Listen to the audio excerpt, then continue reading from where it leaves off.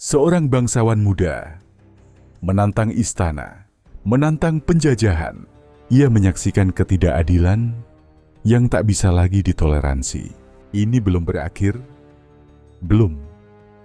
Dari hutan ke medan perang, semangat tak pernah padam. Belanda ketakutan. Mereka menyebutnya The Zealand Sweeper. Inilah kisah Pangeran Sambernyawa yang tak pernah mati dalam sejarah.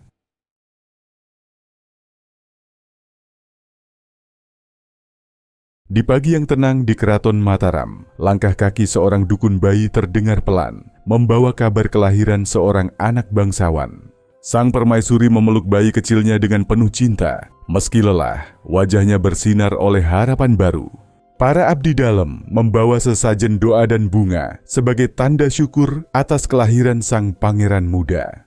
Kau akan tumbuh menjadi pemimpin yang bijak, nak, seperti cahaya di tengah kegelapan. Seorang pendeta keraton memanjatkan doa, memohon agar anak ini tumbuh menjadi pelindung rakyat dan pembawa cahaya bagi tanah Jawa. Bayi kecil itu tertidur pulas, tak menyadari bahwa kelahirannya kelak akan mengguncang sejarah tanah Jawa. Mas Said kecil lebih memilih latihan silat daripada duduk di ruang pelajaran. Gerakannya lincah dan penuh semangat. Ia melatih keakuratan dan ketenangan. Memanah membuatnya merasa bebas, jauh dari protokol keraton. Sementara itu, guru keraton duduk menunggu dengan kitab terbuka, tapi Mas Said tak kunjung datang. Mas Said merasa lebih hidup di tengah tawa anak-anak kampung, jauh dari aturan keraton. Aku ingin belajar dari rakyat, bukan hanya dari kitab. Ia tahu anaknya bukan pangeran biasa. Di balik kenakalannya, tersembunyi tekad yang kuat dan hati rakyat. Suatu siang, Mas Said berjalan-jalan ke pasar desa. Ia menyaksikan wajah lelah para petani dan pedagang kecil. Seorang petani tua jatuh tersungkur setelah menolak bayar pajak yang mencekik. Tidak ada yang berani menolong. Mata Mas Said menatap tajam. Hatinya terbakar melihat ketidakadilan yang terjadi di depan matanya. Tanpa ragu, Mas Said maju. Ia berdiri di antara sang prajurit dan petani tua. Pajak bukan alasan untuk menyiksa rakyat. Di mata sang petani, Mas Said bukan hanya pangeran, tapi harapan. Keraton Mataram diliputi ketegangan. Sebuah rapat besar tengah digelar di dalam Balairung Agung. Sang raja tak mampu menyembunyikan kekhawatiran. Suara pertikaian keluarga makin tak terbendung. Keraton ini tak butuh campur tangan company. Sebagian bangsawan muda hanya diam. Mereka tak tahu harus memihak siapa. Utusan kompeni berdiri tenang di tengah kekacauan. Sebuah surat dari Gubernur Jenderal siap dibacakan. Di balik surat itu, masa depan Mataram sedang dipertaruhkan. Mas Said berjalan pelan di lorong istana, mendengar suara-suara tegang dari ruang dalam. Pangeran Mangkubumi berdiri tegak. Nada bicaranya meninggi, menantang keputusan sang Sunan. Kerajaan ini bukan milik Belanda, kita masih punya martabat. Sang Sunan menahan amarahnya, tapi sorot matanya menunjukkan tekanan besar dari segala arah. Diam-diam, Mas Said menyaksikan konflik itu. Hatinya mulai resah. Ia mulai memahami, istana tak lagi tempat damai. Benih perpecahan telah tumbuh. Di ruang sunyi, Mas Said memandangi baju kebesarannya. Di sanubarinya berkecamuk pergolakan. Baju ini bukan lagi jalanku. Ia tahu jalan ke depan tak mudah. Tapi rakyat butuh suara dan keberanian. Dengan langkah pasti, Mas Said meninggalkan kemewahan, menuju takdir yang berbeda. Mulai hari ini, aku adalah suara mereka yang dibungkam. Di balik langkahnya, lahirlah seorang pejuang, Raden Mas Said, calon Sambernyawa. Dalam sunyi rimba, Mas Said mencari arah, menuju harapan baru di tengah kekacauan negeri. Siapa di sana? Tunjukkan dirimu. Dari balik rimba, muncul sesosok bangsawan, Pangeran Mangkubumi, yang juga menolak tunduk pada kekuasaan asing. Akhirnya kau memilih jalan yang sama, Raden Mas Said. Di bawah rindangnya pepohonan, tekad dan keberanian bersatu. Sebuah perlawanan lahir dalam senyap. Dua darah biru bersatu, bukan untuk tahta, tapi demi rakyat, demi kemerdekaan. Di lereng gunung yang sejuk, rakyat biasa menjelma calon prajurit. Di hadapan mereka berdiri sang pemimpin harapan. Kita mungkin tak punya istana, Tapi kita punya kehormatan dan tanah yang harus dijaga. Dengan peluh dan tekad, para petani berganti rupa menjadi pasukan rakyat, tanpa bayaran, tanpa ragu. Aku tak lahir sebagai prajurit, tapi aku akan mati sebagai pejuang. Pelajaran demi pelajaran, bukan hanya untuk tubuh, tapi juga untuk membakar semangat jiwa. Mereka bukan tentara kerajaan, tapi semangat mereka menyalakan nyala perjuangan bagi bumi Jawa. Dalam hening malam, rencana besar dimulai. Mas Said menatap musuh tanpa rasa takut. Kita serbu saat mereka lengah. Jangan beri waktu untuk bernapas. Mereka bukan bayangan, tapi harapan dalam gelap. Langkah mereka pelan, tapi pasti. Serangan! Cepat bangun! Dengan teriakan perang dan kobaran api, nama Samber Nyawa lahir malam itu. Mereka tak siap menghadapi semangat rakyat yang membara. Malam itu, kekacauan berpihak pada keberanian. Dalam ruang gelap dan pengap, para petinggi Belanda gemetar menghadapi musuh baru yang tak terduga. Mereka datang dalam gelap, membakar, dan menghilang tanpa jejak. Mereka menyadari, ini bukan sekadar pemberontak biasa. Ini adalah awal perlawanan besar. Kita hadapi The Seelenssweeper, sang pencabut nyawa. Julukan itu menggema di ruang hening, menancap kuat di benak para penjajah. Ia tak tahu bahwa malam itu namanya akan menjadi legenda, Samber Nyawa. Dalam guyuran hujan lebat, para pejuang dan keluarganya bertahan dalam bivak darurat, berpindah dari satu hutan ke hutan lain. Aku kedinginan. Ibu di mana? Ucap seorang anak kecil. Meski menjadi pemimpin perang, hati Mas Said tetap lembut pada rakyat kecil yang menderita. Jangan takut, nak. Kita akan bertahan bersama. Di tengah penderitaan, semangat gotong royong menyatukan mereka yang tersisa.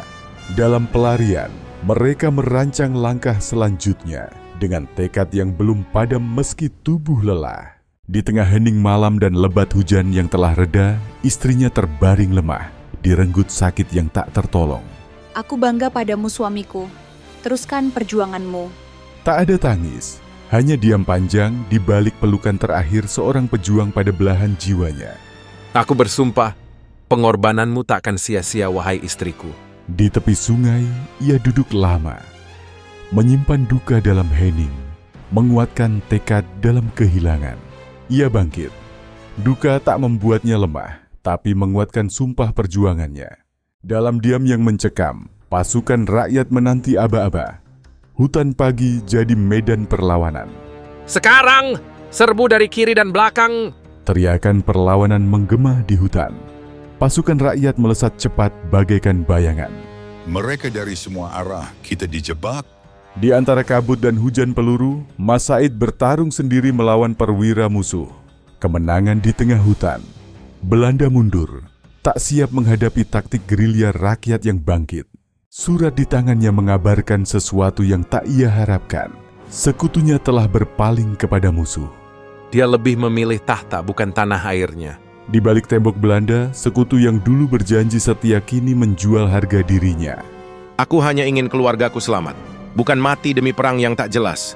Dalam senyap malam, Mas Said merenungi perjalanannya. Perjuangan ini tak lagi sederhana. Dikhianati bukan berarti berhenti. Ia menata ulang langkah karena perjuangan belum selesai. Hujan turun tanpa ampun, tapi pasukan tak bergeming. Mereka menatap pemimpin mereka dengan harapan baru. Selama nyawa masih di badan, tak akan kubiarkan negeri ini diinjak penjajah. Semangat yang sempat padam kini menyala kembali. Hujan bukan penghalang, melainkan saksi kebangkitan. Itulah pemimpin sejati, wahai saudaraku semuanya. Di tengah badai, keris itu tak hanya simbol senjata. Ia adalah cahaya perjuangan yang tak padam. Dengan langkah mantap, mereka melangkah maju. Perang belum usai, dan semangat belum mati. Dari desa ke desa, suara perjuangan menyebar. Rakyat mulai bangkit, menyatukan hati dan tekad. Sudah cukup kita diperas, kini saatnya kita melawan.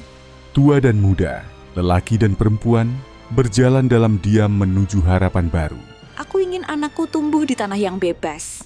Ia berdiri terpaku. Bukan karena takut, tapi karena haru. Rakyat akhirnya datang untuk bangsanya sendiri. Bukan lagi sekadar rakyat biasa. Kini mereka telah menjadi pasukan harapan, siap bertempur demi kemerdekaan. Kekalahan demi kekalahan membuat para petinggi Belanda gelisah.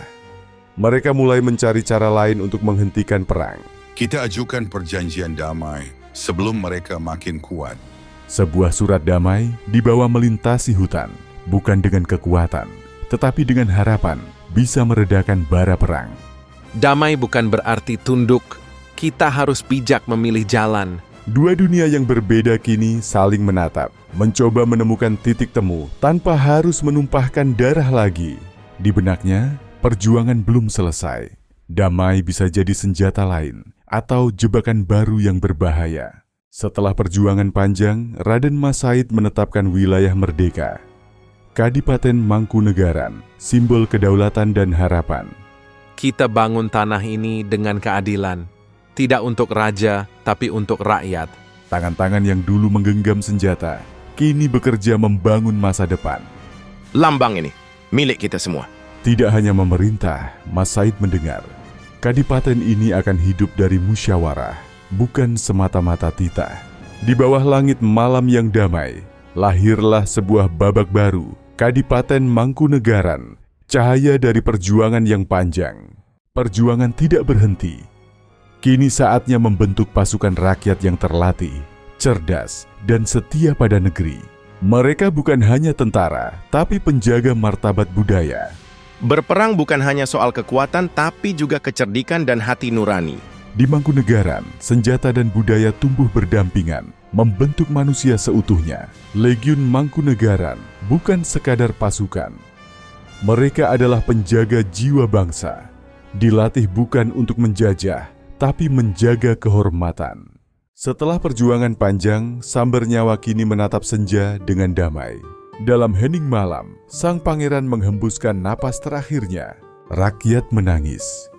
Bukan hanya kehilangan pemimpin, tapi seorang ayah, pelindung, dan cahaya harapan. Ia dimakamkan dengan kehormatan seorang raja, tetapi dikenang sebagai pejuang sejati rakyat. Dari makam sederhana itu, semangat Samber Nyawa menjalar ke generasi baru. Ia pergi, namun Samber Nyawa tak pernah mati. Ia hidup dalam sejarah, dalam setiap napas perjuangan bangsa,